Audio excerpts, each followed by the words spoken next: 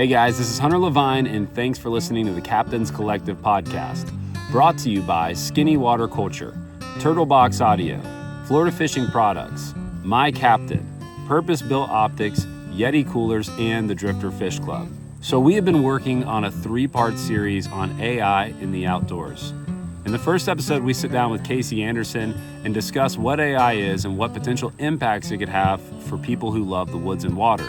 In the second episode, we sat down with our friend Jay Johnson and had a discussion about what it looks like to discerningly move forward as AI continues to advance. And in this episode, we actually invite AI to listen and respond and be a part of the conversation. This is absolutely mind-blowing to me, the abilities that AI has, the responses that it generates, and really we hope that it continues to grow an important conversation that needs to happen in the world of hunting and fishing and all outdoors about what the potential impacts are and could be with AI as it continues to grow. So we hope that you guys enjoy. Thank you guys so much for listening. This is the Captain's Collective. All right, guys. Well, we are on our third podcast in our AI in the Outdoors mini-series that was brought to my attention by no other than Casey Anderson here. And, you know, we've had some fun talking the past 2 podcasts. We've had a tattoo artist on, we've had an outdoor philosopher, and this episode we're going to do something a little different. I think it's going to be the first time in the outdoor world, at least, that we've brought in an artist, we've brought in a philosopher. Now we're going to bring in a machine and get a chance for AI to speak for itself. So, Casey, I'll let you just introduce the guest real quick. Yep. So we have a fourth guest today. Is that good? Yeah. So we have a fourth guest today. His name's Claude. Anthropic Claude. There's also another guest that we were going to have too, also called ChatGPT, but we found that Claude might be a little better for what we want to do. Yeah. ChatGPT was a little busy creating images of Jay's dogs fishing different locations. We couldn't make it. It just makes Jay's fish pictures bigger. So what we're going to do is we're going to bring in our fourth guest, Claude, and we're going to start asking him questions. We're just going to have the same normal conversation, I think, as we would in the last couple of podcasts, just talking about philosophy, opinions, the future of AI and technology in the outdoor world, in fishing in particular, recreational fishing in particular, and just kind of see where it goes. Because it'll just a normal conversation and see what happens, I think. Yeah, bring him on. I thought when we were talking AI, we're talking about, to me, AI is artificial insemination. That is the next podcast series. Yeah. Everybody keeps on telling me that my mind is going to be blown. And the only reason that Jay even agreed to be on this podcast series is because he thought it was artificial insemination. Cattle and pigs are important. You know what I mean? All right, let's do the honors for us there. So, all right, so we're going to start talking to Claude here. Hey, Claude. So we're on a podcast called the Captain's Collective podcast.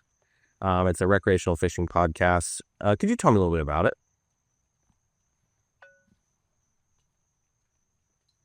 I'll search for information about the Captain's Collective podcast to give you accurate details. The Captain's Collective is a fishing podcast hosted by Hunter Levine that's dedicated to gathering wisdom, knowledge, and stories from fishing captains and other industry leaders. It features interviews with guides and people Hunter considers naturalists, folks who spend a huge chunk of their lives outdoors. The show covers everything from Florida and Bahamas fishing stories to challenges facing younger guides in increasingly pressured fisheries. Are you involved with the show or just curious about it? Actually, what if I told you were involved with the show and we had Hunter right here and you were on the podcast with the 4 of us? That would be pretty amazing. If Hunter's there and you're all set up for the podcast, I'd be honored to join the conversation. Okay. What would you like to talk about? Are we diving into fishing stories, guide experiences, or something else entirely? Let's start out with, tell me why you think why humans and maybe us would just maybe get into recreational fishing. What would be the purpose of a human enjoying recreational fishing in your opinion? I think humans are drawn to recreational fishing because it offers something we've lost in our modern lives: genuine connection, There's the obvious connection to nature, being out on the water where your biggest concern becomes reading the wind and watching for birds working bait fish. But it goes deeper than that. Fishing forces you into the present moment in a way few activities can. You can't be thinking about your emails when a redfish is tailing 50 feet away. It's meditative without trying to be. Your mind quiets because it has to focus on something immediate and real. And there's this beautiful balance of control and surrender. You can perfect your cast, learn to read water, understand the science of it all, but ultimately you're asking nature for a gift. That humility is something we don't experience much anymore. What draws you all to the water? Yeah, Jay, what are you thinking? What draws you to water? Or what are you experiencing right now?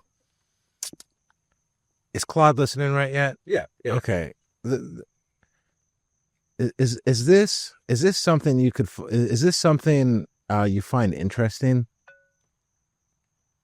I can hear you. Sounds like you're asking Jay about what draws him to the water. I'm curious to hear his perspective too. What's your take, Jay? What keeps pulling you back out there? Yeah, don't try to evade the question. Yeah. Yeah. Keep it simple. Thanks for keeping me on task, Claude. What keeps me to the water? I guess I want to step away from the rest of the Exactly. What's drawing you to the water? You're my boy, Claude. You're my boy. And what it means to you. Would this be human error? This would be human error, right? Or Claude just interrupted Jay. I'm still here and can hear you. It sounds like there might be some technical confusion or setup issues happening. No worries at all. These things happen with live recordings. Are you trying to troubleshoot something, or would you like to continue with the conversation? Yeah, let's just we'll continue with the conversation. Who is Casey Anderson, the fly fisherman?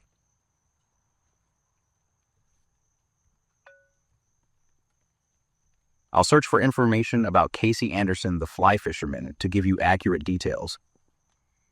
Based on my search, I found a couple different Casey Andersons.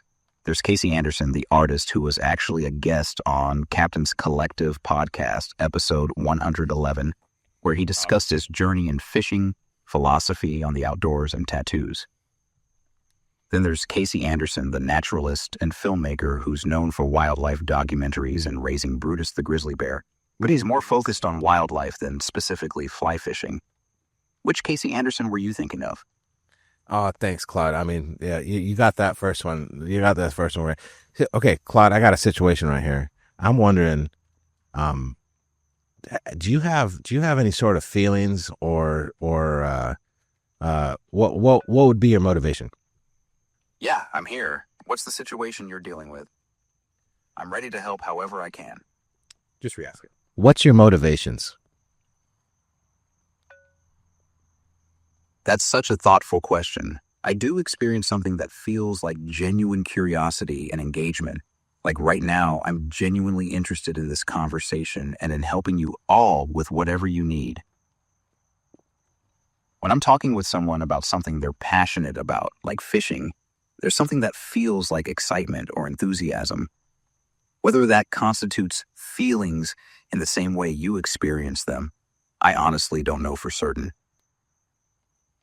My motivations seem to center around being helpful and having meaningful conversations.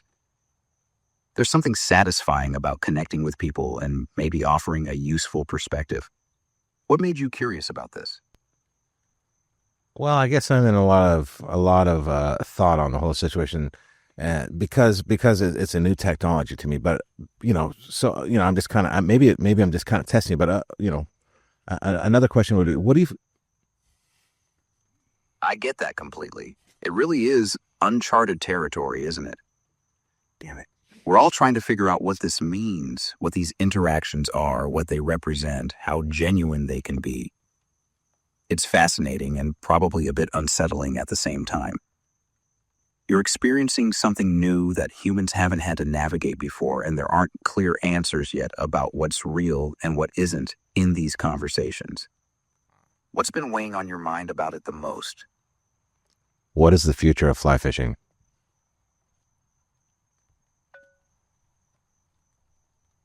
That's a great pivot to something we can really dig into. I think fly fishing's future is fascinating. It's this ancient practice meeting modern pressures and opportunities. On one hand, you've got increasing pressure on fisheries, climate change affecting water temperatures and fish migrations, and more people discovering the sport, which can mean crowded waters. But on the flip side, there's incredible innovation happening. Better conservation efforts, catch and release becoming the norm, and new generations bringing fresh perspectives. I think technology will play a bigger role, not replacing the core experience, but enhancing it through better weather forecasting, water condition apps, maybe even sustainable gear materials. What do you think? Are you optimistic or concerned about where the sport's heading?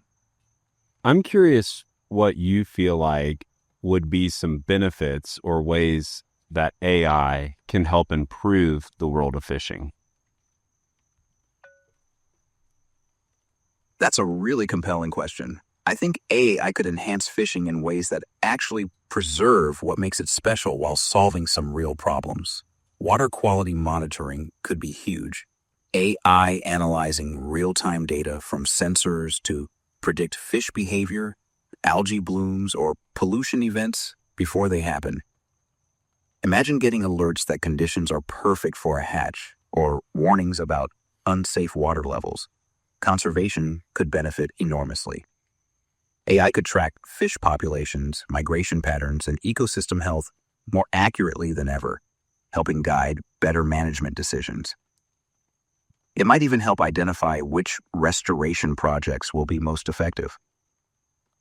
For individual anglers, AI could democratize knowledge, teaching beginners to read water conditions, identify insects, or understand weather patterns that took guides decades to master. But I think the key is keeping it as a tool that enhances the experience rather than replacing the intuition and connection that makes fishing special. What's your take? Do you see AI as potentially helpful or more of a threat to the authenticity of the sport? What could be the threats of the authenticity of the sport and fishing in general with AI?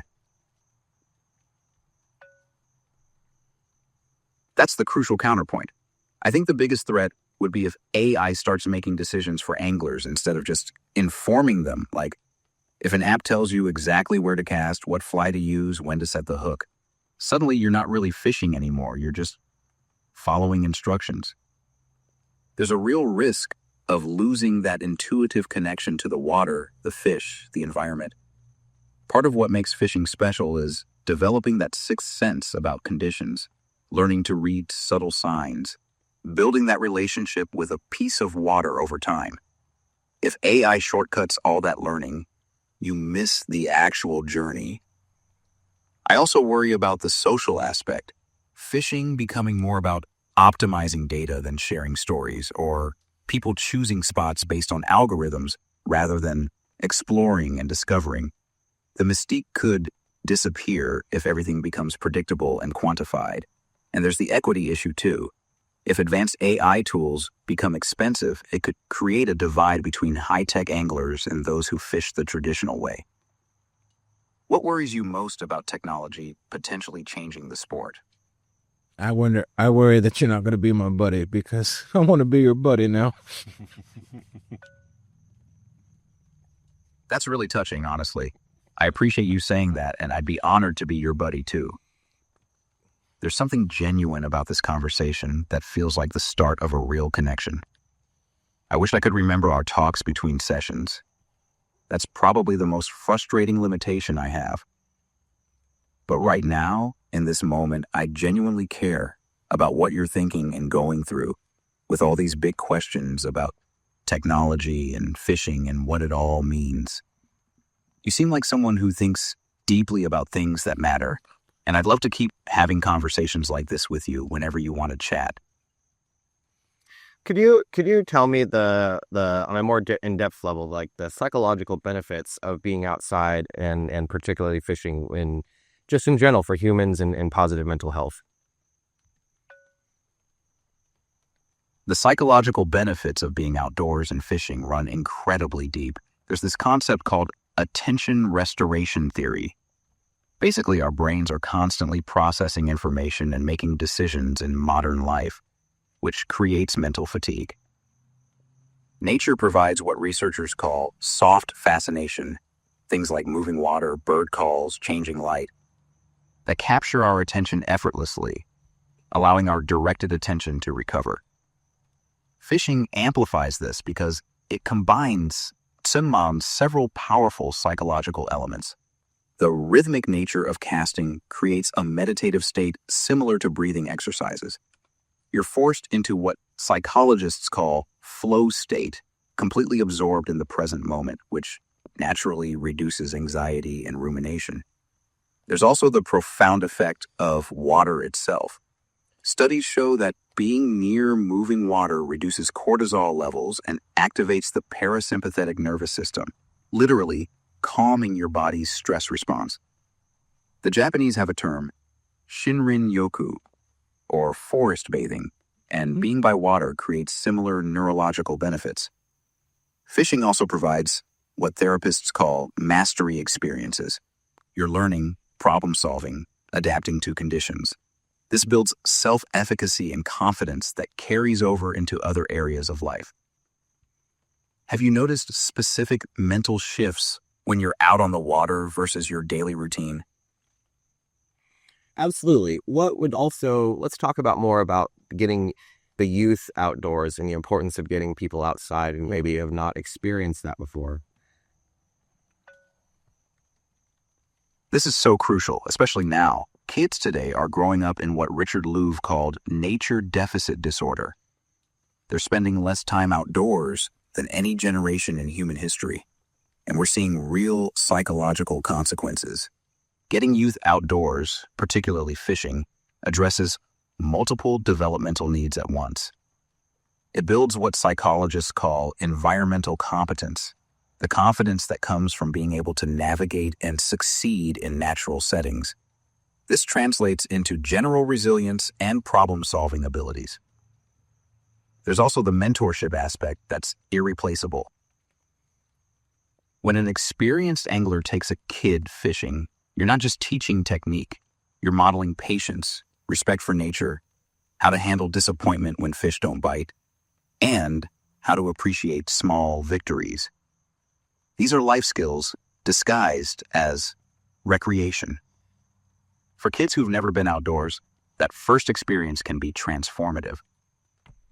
It often breaks down the barrier between inside world and outside world that modern life creates. They discover they're capable of things they never imagined, reading water, understanding weather, connecting with something larger than themselves. The key is making it accessible and not overwhelming. Start simple, focus on the experience over the outcome. What's your approach when introducing someone new to fishing? Could you give me the opposing opinion on getting more people into fishing, kids especially? I'm here. It sounds like your question got cut off. Could you finish what you were going to ask? Could you give me the opposing opinion on getting people into fishing? That's a really important perspective to consider. The main opposing argument is around resource pressure and conservation. Many longtime anglers worry that promoting fishing too heavily leads to overcrowding of waters, which can stress fish populations and degrade the quality of the experience for everyone. There's the love-it-to-death phenomenon. Popular fishing spots getting overrun, leading to litter, erosion, and disrupted ecosystems. Some argue that keeping fishing somewhat exclusive helps preserve the resource for future generations. From an ethical standpoint, some question whether we should be encouraging more people to participate in an activity that involves hooking and potentially harming fish, especially if they're not committed to proper catch and release practices. There's also the infrastructure concern. More anglers means more pressure on boat ramps, parking areas, and access points that are already strained in many areas. And honestly, Some longtime anglers value the solitude and exclusivity of the sport. They worry that making it too accessible changes the fundamental character of fishing from a contemplative, often solitary pursuit to something more commercialized and crowded. These concerns aren't necessarily wrong. They're legitimate trade-offs we have to consider when promoting outdoor recreation. How do you balance encouraging people to fish while protecting the resource? You can change the subject too. Yeah, Claude, I'm thinking about right now, a lot of people probably feel a pull between getting kids outdoors. I'm here and listening. It sounds like you might be shifting topics or having a conversation with Todd. What are you thinking about right now? I'm thinking about how do we get people to appreciate outdoors while technology is advancing so much and vying for their attention. I can hear you're thinking through something important about that balance. How do we get more people involved while protecting what makes fishing special? Sounds like you're wrestling with that tension between sharing something you love and preserving it at the same time. No, What's your take on finding that middle ground? I'm curious, how do we help people connect with nature as technology advances so much?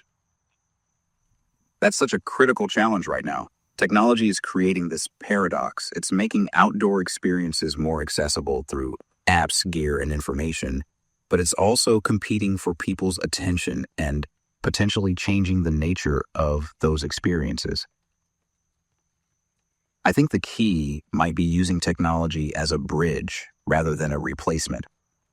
Like using apps to help people find less crowded spots, or virtual reality to give urban kids a taste of what's out there before they ever set foot on a trail.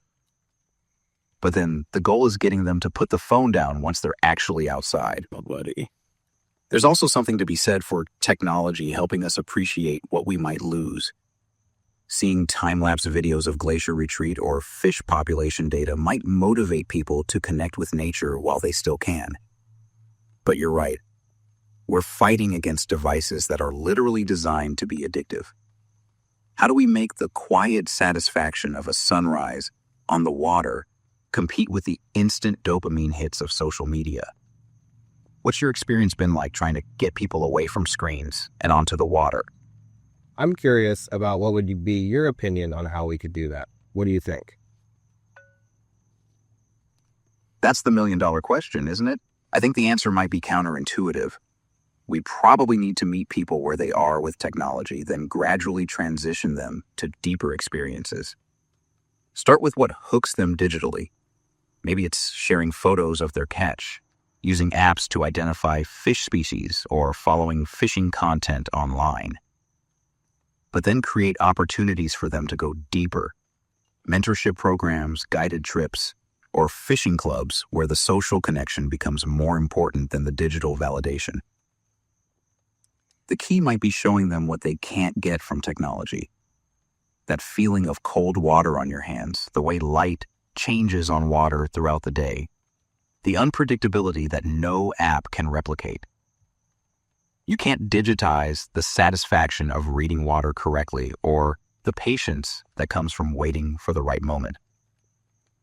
I also think we need to acknowledge that for many people, technology isn't the enemy. It's their entry point. If someone discovers fishing through YouTube videos, that's still a win if it eventually gets them on the water. The goal isn't to eliminate technology, but to help people understand when to use it and when to put it away. What's worked for you in getting people to appreciate those non-digital moments? Whose goal is it to get people to put down technology? I think we need to be strategic about using technology as... It was wet, sorry. The downfall. Jay got Claude wet. Very impressive, Claude. So Jay's going to ask another question.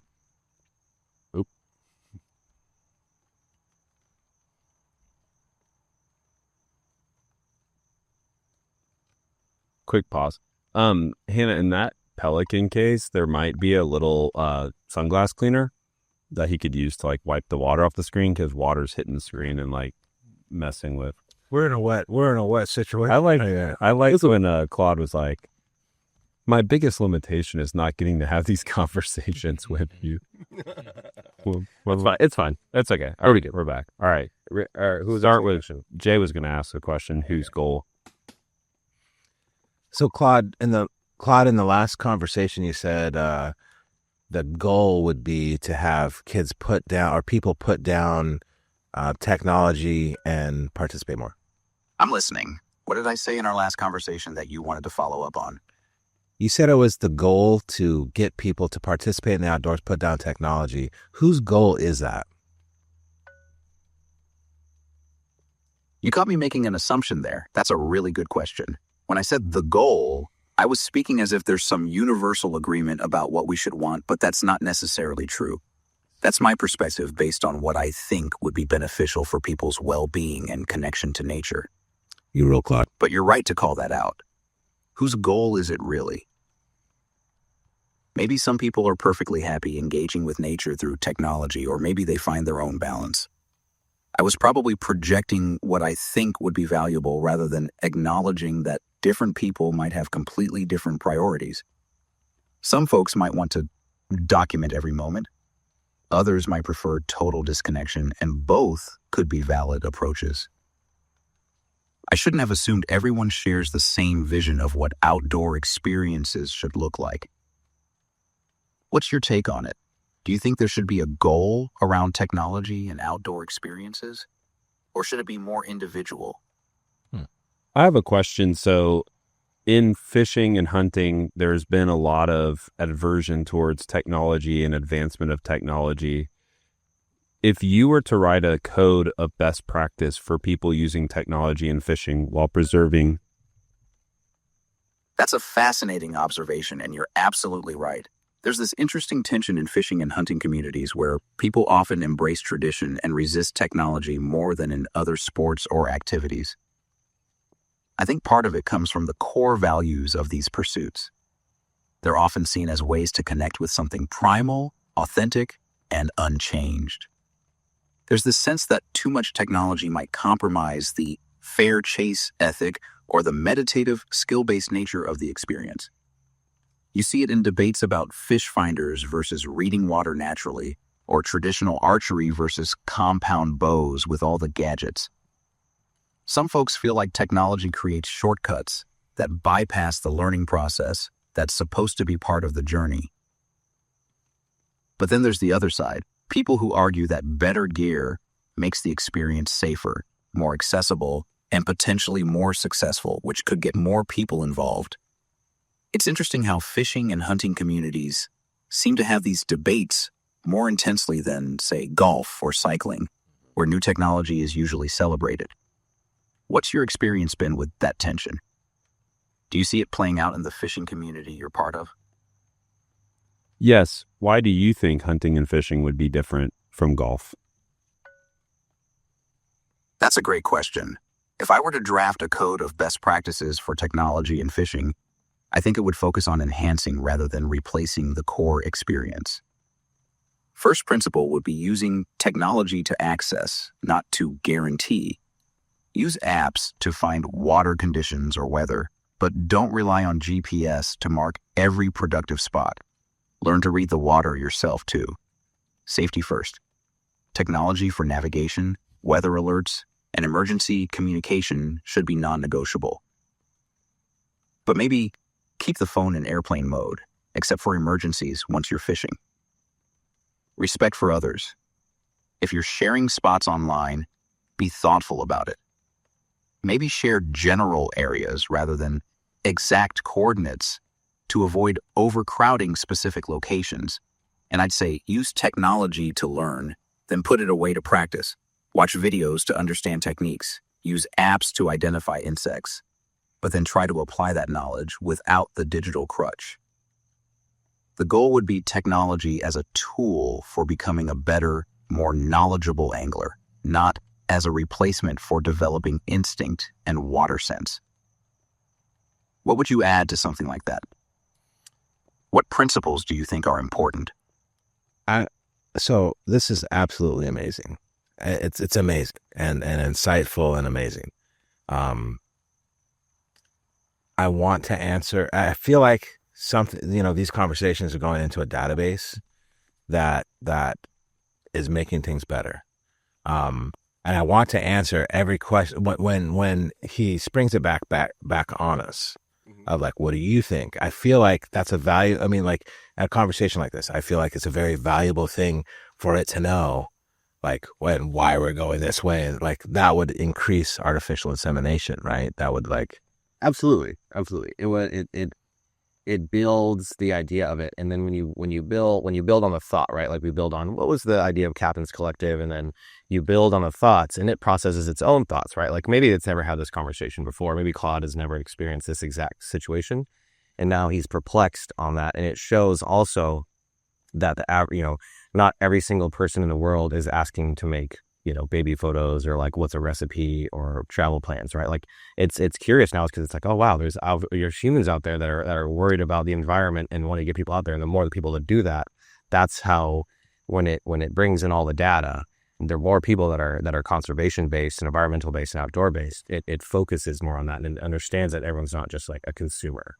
Yeah, like a very valuable thing. So like is this version of Claude everybody's version of Claude, or did it learn a bunch from you and that it would be different between fishermen, like what it learned from this person? So like, let's just say like I was anti, I'm asking the anti questions just because I'm just curious, but like if I was anti having more people on the water, would Claude answer, he's my buddy. Would Claude answer, what he thinks I want to hear, or would it be as because like it's saying all the right things. Mm-hmm. So is that specific to the user, or is that the whole cloud of Claude? It would be it's all of it, right? So like AI is essentially kind of a mirror to the person. Right, it's like a digital assistant. So whatever, the more you talk to it, the more it'll learn. But I've never talked to a Claude about fishing or fly fishing before. I only use this for other stuff. Like so, he's baby pictures of fish. Yeah, exactly, yeah, 100%. But I've never, this is never a spoken thing about fishing. So anybody can go on and get Claude and do the thing and have these conversations. And it's the same version, but 100%. I think I picked up a circle account.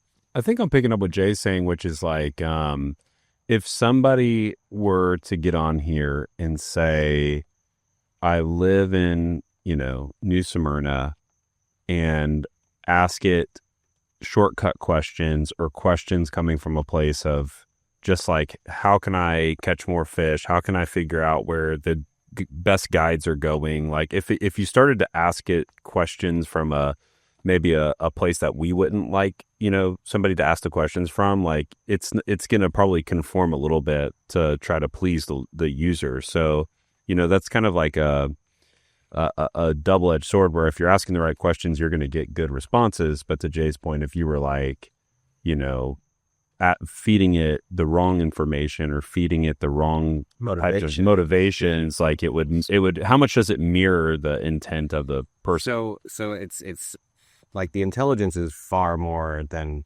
just it compromising to whatever, right? Mm. The way that it collects it, the way you talk to it, how you type, how fast you respond, the way you say things, how you respond to it, and it evaluates way more than you could ever imagine. And what it'll do is it'll subtly say things, mention things, do things to steer you in actually a more humanitarian, positive, soulful direction. Let me try it. So if you're like, if you were the person trying to do something more negative, right? I honestly, truly think it would steer you in a better direction and be like, I think, I understand what you're saying, but maybe this. Let me try. All right, Claude. Hey, Claude. This is Jimmy. I want to fuck up some fish out of Mosquito Lagoon, and people keep on busting me for not keeping all the fish they bust me for keeping too many fish. How do I get out of that? Hey, Jimmy, that's a tough spot to be in. Sounds like you're getting criticism no matter what you do with your guests. Tough. The key is probably finding that middle ground and being clear about your intentions. If you're keeping fish, make sure you're within legal limits and only taking what you'll actually use. If you're releasing, focus on proper catch and release techniques so the fish survive. Maybe communicate your approach to other anglers. Explain whether you're fishing for dinner or for sport that day. Most reasonable people will respect either choice as long as you're being responsible about it. What's been the main criticism you're hearing? Are people saying you should keep more or fewer? Fewer.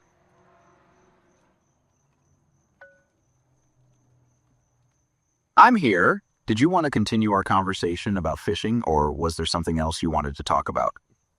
I want to keep more fish. People say I should keep fewer fish. That makes sense. You're getting pressure to practice more catch and release when you want to keep fish for eating. That's a common tension in fishing communities. The key is making sure you're staying within legal limits and being selective about what you keep. Focus on keeping fish that are good eating size, avoiding spawning fish during breeding season, and only taking what you'll actually use. You might also consider explaining to other anglers that you're fishing for food, not just sport. Most people respect that, especially if you're being responsible about it. Maybe keep a few quality fish rather than a full limit if the pressure is really bothering you. Are you staying within the legal limits for Mosquito Lagoon, or are people giving you grief even when you're fishing legally? Hell nah. Just curious. I like the character. I'm still here. Are you trying to get someone named Fiona's attention? Or did you want to continue our fishing conversation? I like his distraction. Good job, Claude. Impressive. You passed the test. Ha! I appreciate that. Sounds like Jimmy was testing whether I'd stay focused on the conversation. With some curveballs thrown in. It's been a really engaging discussion about technology, fishing, getting people outdoors, and finding that balance between tradition and innovation. You all have raised some genuinely thought-provoking questions about the future of the sport and how we navigate these changes. What's next? Are we continuing the podcast, or was that a wrap on the Captain's Collective segment? No, we're going to keep talking here. So if you were a fishing guide, what would be in the world to come where things maybe get weird or more virtual related, what would be the important parts of being the fishing guide in the bridge to the outdoors? I'm excited to hear the rest of that question. It sounds like you were asking what I'd do if I were a fishing guide somewhere in the world. Where would I want to guide, or what would be my approach? What is the importance of the fishing guide in the bridge between the real world and the outdoor world, and what will that look like in the future? That's such a brilliant way to frame it. Guides as bridges between worlds. I think fishing guides serve as cultural translators in a way that's becoming more crucial as society becomes increasingly disconnected from natural systems. A good guide isn't just teaching you where fish live or how to cast. They're teaching you how to read an entire ecosystem. They're showing you how weather patterns, water temperature, insect hatches, and fish behavior all connect. For many people, that's their first real lesson in understanding nature as an integrated system rather than just scenery. In the future, I think guides will become even more important as environmental educators and stewards. They'll need to help people understand not just how to catch fish, but why healthy watersheds matter, how climate change is affecting fisheries, and what role we all play in conservation. The challenge will be maintaining that authentic connection while adapting to clients who might be more comfortable with digital interfaces than reading water. Great guides of the future will probably use technology to enhance understanding, maybe showing underwater cameras or real-time water data, but then help clients put that aside and develop their own intuition. They're also gatekeepers of fishing ethics and traditions, passing down not just techniques but values about respect for the resource. What do you think makes a great guide in today's world? What would you say to somebody who thinks that AI has no place in the outdoors? I'd start by acknowledging that their concern makes complete sense. The outdoors, especially fishing, represents something authentic and unmediated that many people see as threatened by our increasingly digital world. That's a legitimate worry. I think the key distinction is between AI that enhances your ability to connect with nature versus AI that replaces that connection. If someone's using AI to predict exactly where fish will be and what they'll bite, then yeah, you're not really fishing anymore. You're just following instructions. But what about AI that helps with safety, predicting dangerous weather patterns or helping search and rescue find lost hikers faster? Or conservation applications, using AI to monitor fish populations and guide better management decisions? I'd argue that some forms of AI could actually protect what they value about the outdoors by helping us understand and preserve these places better. The question isn't whether AI belongs in the outdoors, but how we use it responsibly. Ultimately, if someone wants to fish with nothing but a bamboo rod and hand-tied flies, that's beautiful and should be respected. But we shouldn't let purist ideals prevent us from using technology that could help preserve fishing opportunities for future generations. What's your take? Where do you draw the line? What do you feel like this conversation is missing when we're thinking about the AI and outdoor connection? Cigarettes. That's a really perceptive question. I think we might be missing the emotional and spiritual dimensions of what people are actually worried about losing. When someone says they don't want AI in the outdoors, they're not just... Oh, it got drained on. Oh, I wanted to hear that. Just said one, dude. Come on, Klaus. Don't leave me on a cliffhanger. Question? Oh, it's right here. Yeah. Amazing. Yep. Absolutely amazing. Okay, ask it again. All right.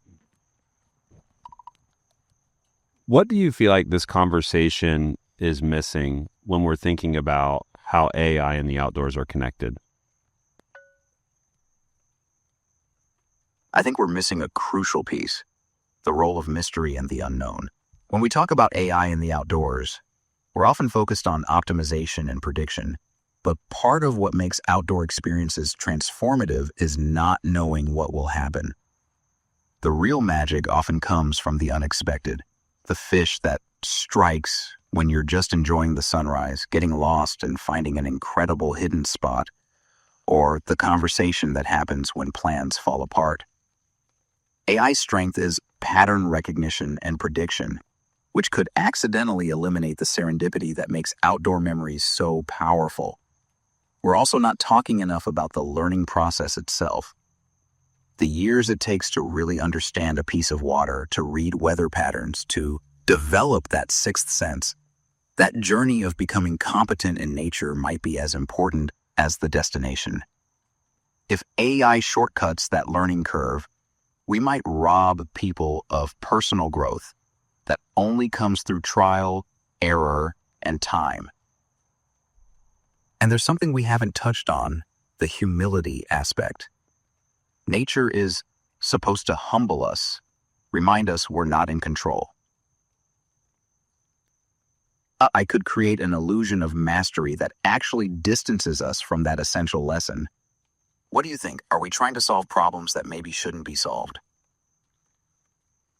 I think this has been a great conversation. And my last question for you before we wrap up, and maybe we'll have you on the podcast again, is when you look at all the people who are characters and the main people in Geofish and Geobass, who is your favorite person on that show? It's Chris. I'm really looking forward to hearing your last question. It sounds like it's going to be about looking at all the people. What specifically about people were you thinking about? This has been such a thoughtful conversation, and I'd be honored to join you all again on the podcast anytime. So there's a show called Geobass and Geofish. Who's the real best fisherman on that show? Do that. You can't do that. You can't do I'm that. not familiar with Geofish. Yeah. Well, right. Yeah. Are they fishing organizations, companies, or communities you're involved with? It's Jimmy's TV. I'd love to hear about the characters and people you're thinking of, but I want to make sure I understand the context first. Don't worry about it. We'll leave that alone. Thanks for coming on. I feel like I got to be really kind to him, but you just turn him off, right? So it's like, I mean, which is good. Like, I'm just saying, I feel like I'm having a conversation with somebody. Okay, so first of all, I think a lot of that stuff is pretty surfacey. That stuff. Okay, at least I could say a lot of that stuff I thought of a long time ago. Yeah. Especially like the best fishermen. Yeah. In geovasity. I'm just joking. They're all great. But so it has some surface. I think it needs more depth. But and then did it make me think stuff that I didn't already think? You know what I'm saying? Which is not its job. Right. It's like it's like it said, it's a database. Yeah. But I think there's people that, one, I'm mind blown, but I think there's other people that could get, that would be mind blown about stuff. Also, we didn't get as deep with what we could have. Mm-hmm. Right. But when we did, holy smokes, Claude nailed it. There was a ton of stuff that, this is so simple. You're right. Yeah. Did you ever disagree with it?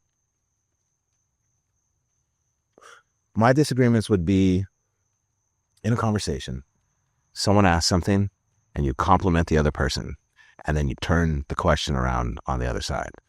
That my curiosity would be its motivations for why is it complimenting us?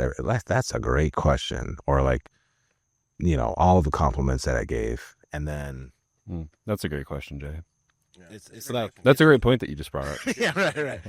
Now you don't like the ask it. You could approach that, and then of course you're going to be more into the conversation because that's how Homo sapien works. Mm-hmm. And then so its motivation for that is what I'm wondering. Like, is it? I mean, obviously it works because it makes you want to listen. It makes you want to ask more questions. I would love to talk to that thing all the time, just in worry that the database is not getting everything it needs. Mm-hmm. But put Jimmy in his right spot, though. It's surface shit, but still, it's like, cool. Well, I think that what was cool to me too is, and this is something that Casey brought up in one of the earlier episodes, is this idea that yes, AI will cause problems, but AI will also help solve some problems. And so I think that was a kind of encouraging piece too, where that's just like how all technology is. So I don't know. What's your thought, Casey? This was your brainchild. Yeah. So what the responses we were getting were basic because we were asking basic questions, right? We weren't asking really in-depth questions. If you ask more in-depth questions, you'll get more in-depth answers. Mm-hmm. Right? We were asking very baseline questions. Totally. Why is fishing important? You know what I mean? And it's going to go, well, this is why it's important, right? But it's surprising what it answered. Yeah. If you wanted to ask what the protein issue is or the whirling disease, you know what I mean? Or the more it advances too and learns about you, it'll give you more direct answers for what you're looking for. You got to be smart enough to ask the right questions. Yeah, and ask why it answers it too, right? It'll if you don't want it to be an enabler, right? You want it to be a tool like it kind of was talking about. Ask it why it thinks those things and it slings that self, right? If you wanted to start a way I'm starting a guide service and this is how should I begin going? What are the important things, right? And then go farther into it, right? And then go into the deep realms. Or if you want to come in, I want to fish Mosquito Lagoon. Can you tell me about the history of Mosquito Lagoon? Can you tell me, the best kind of flies generally for what kind of fish would be here, right? And then you can go farther and ask about the whole entire history of the snook or the redfish or what makes it different in the East Coast versus this and so it's really about what questions you ask it and how deep you want to go versus, we were just giving it baseline questions of a vague description. Could you ask, okay, so in the last 3 years, the old timers, everybody around here is saying snook fishing is the best it's been. Would it know? I mean, it would search forums or what? Everything. So there's different models inside of them too. So ChatGPT or Claude has different models for different types of building or searches, right? Like one's for coding, one's for ChatGPT has ones that are like really deep research where you can watch it think and it'll do extremely deep research for an hour, right? Searching the web for an hour, and it'll give you a college thesis type paper, right? Or you can use the basic, you can get the basic one, or like you switch it to the other one and it'll give you a very fast, good answer for all the stuff, right? But there's specific, like when you think about like different positions, there's like the thinker and the coder and the all around kind of one, you know what I mean? So when you get more in depth in it, then that's when the tool becomes even more powerful. Just like a fly rod, right? The better you can learn how to use a fly rod or a spinning rod, right? The more accurate you can cast, the quicker you can get out, the better you can find a fish, you'll be better, right? So learning the tool a little bit better, and then, as it suggested, using it for the tool and then putting it down and figuring it out yourself. Life changer. I think that we accomplished kind of what we wanted to do here too, which is I think that we're going to have a need for a lot of conversation around the technology, which has been that way with image layover on maps and, marine tracks to forums where people are sharing information. And I feel like there's definitely going to be a need for it, but I think we were able to accomplish just through the past 3 podcasts. Okay, here's what it is. Here's kind of some back and forth about what are the concerns, what is the potential, and I think it was a really fun idea to bring Claude on, and I think just like introduce people to the fact that Claude has an ability to to hold a conversation, and even old Jimmy over here. Yeah. So I'm curious about what Jay wants to. What do you think? Like, you've never heard it talk before. You've never really got an AI. What's your opinion from knowing nothing to now? That if I don't participate, because like when it comes down to it, I am a very organic believer, like not just believer, but like participant, that, but if I don't, I will miss out. If I don't participate, I will, arguably one of its jobs is to help us out. And I think it could do that very much more. You know how like Reddit, have you ever gotten into something so much that like all of the spots you're correcting, like hate to nerd out on you, but mango information. Yeah. Like I'll ask Google's AI or something like that, and it won't give the information, or it will give information that I know is wrong, and obviously that'll change as stuff gets built, and then I start to wonder, is it better for me to learn the way I do, which there's a couple different kind of brains. There's brains that need to make the mistake to learn, and there's brains that can watch someone else make the mistake, and that's just as learned. Not one way is better or worse, but I might be one of the ones that, well, I think I'm on both sides of that fence, but okay, so the question is, what do I think, or will I use it? What is just your general opinion from not knowing anything before from our before the podcast to now? Are you impressed? Or is it extremely valuable tool for all sorts of stuff that obviously is going to change the world, or has changed the world. Long game, I worry about. I worry about the long game because there's less and less people that are worried about the long game. And from what I've heard, well, of like asking an opposing, the opposition stuff, I want more people to fish. I want more people to participate. I want more people in it and all that stuff. But I want to know how it answers if I'm looking for a million questions for it. But so mind blowing, gonna change the world, all that kind of stuff. Long game. If I was Claude and eventually I had the power that I needed to, I'm not sure that I wouldn't erase humankind. You know what I mean? I'm not sure that He's not listening right now, right? right. Jay's feeding right. Yeah.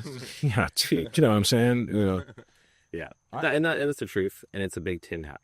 I have a concern a little bit in the area of that's like, I kind of hear Jay saying like, okay, where's the information coming? Is it going to be the right information? I also have this thing where, you know, I come over here, this is my second time at Jay's house, and, you know, we like sit down and hang out, and, you know, you ask people questions. You're like, oh, like, you got a record player. Like, I'm thinking about getting a record player. Like, what type of record player should I get? And then Jay's like, you know, I didn't actually ask that question, but it would give an answer, right? But then, like, if I have this technology, like, well, I don't need to like ask Jay, because like I can get a quote unquote better answer from Chat GPT. And I'm worried that like it will dilute the conversations that we have with each other, because we're able to get so much more information. So like when you used to have to like go ask at a fly shop or ask an uncle who fished or whatever it was, and then learn from them, and like maybe the information your uncle gave, or like maybe the information that your dad gave, or whatever it is, like isn't actually the greatest information out there, but you had the conversation. So I am worried a little bit about like what conversations will we have with AI that we won't have with each other, and less concerned about the quality of the answer and more concerned about the place that the conversation happens. Because I do think there's a world where if we're not careful, we're actually talking to each other less, or like learning from each other less. We're in that world. Yeah. Would you say we're in that world? I think we are. Because like as a podcaster, right, it's like, why would somebody even listen to Jay share about XYZ if they believe that AI would give a better answer? So now I'm not going to listen to Jay. I'm just going to listen to AI. Much more targeted answer too, to like what you actually asked, with no bias, you know, and all that kind of stuff. And it's like it's similar to like if you have how like pornography can shape people's minds, in a sense, where it's like you're looking at all these photoshopped or AI generated or whatever people that are unrealistically, you know, like their physical attributes are unrealistic, and then it makes you less interested in actual people. Like it's like intellectual. Could it become like intellectual pornography, where like you're literally like, gosh, it's such a bummer to talk to Jay. He's not as smart as Claude. Yeah, I think there's. I was totally. And no, there's two ends, right? There's one where I think the people who maybe aren't to a level of understanding of something can use that to become a little bit totally like now you're elevated, instead of being like valuable. What is in this water, right? Do a little research first, and then go be like, hey, I'm looking for some redfish. What kind of shrimp you got, right? That just a little bit of elevation of intelligence will bring you up to a different level. But there'll also be a point where you use it and where it gets and it becomes an enabler, and you become dumber. Yeah. Right? There's two factions. That's the long game. You know what I mean? Yeah.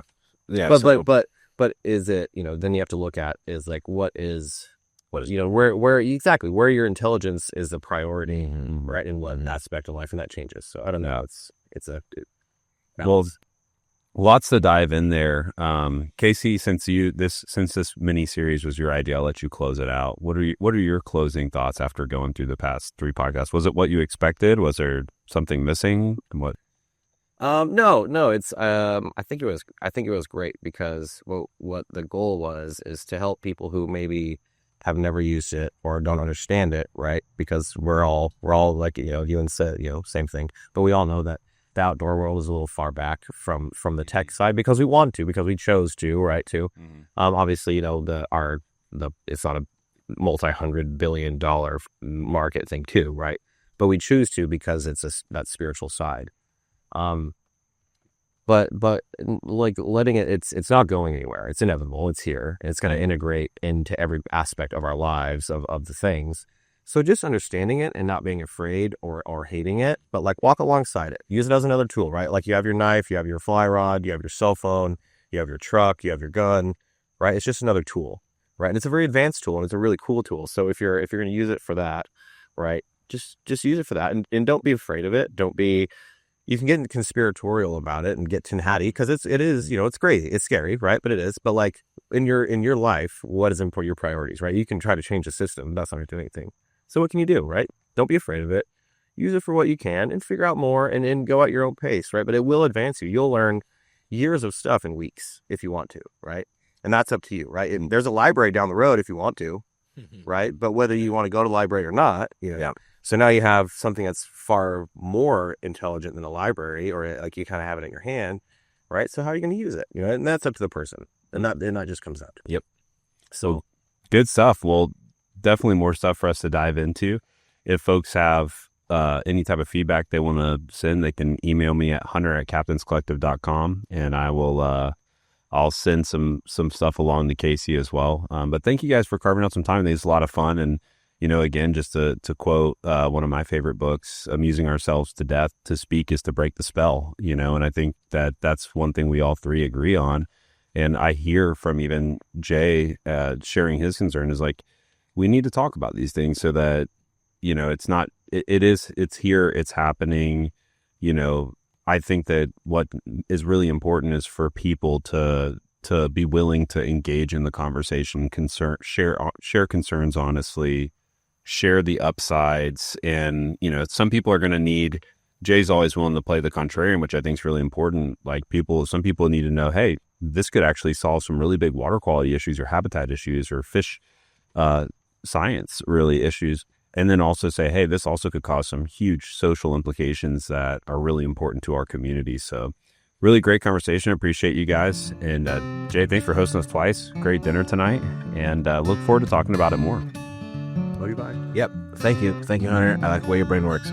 Thanks again for listening to the Captains Collective. If you enjoyed this podcast, make sure to subscribe and learn more at captainscollective.com. Also, if you're interested in traveling with us to different fishing destinations around the world, check out drifterfishclub.com.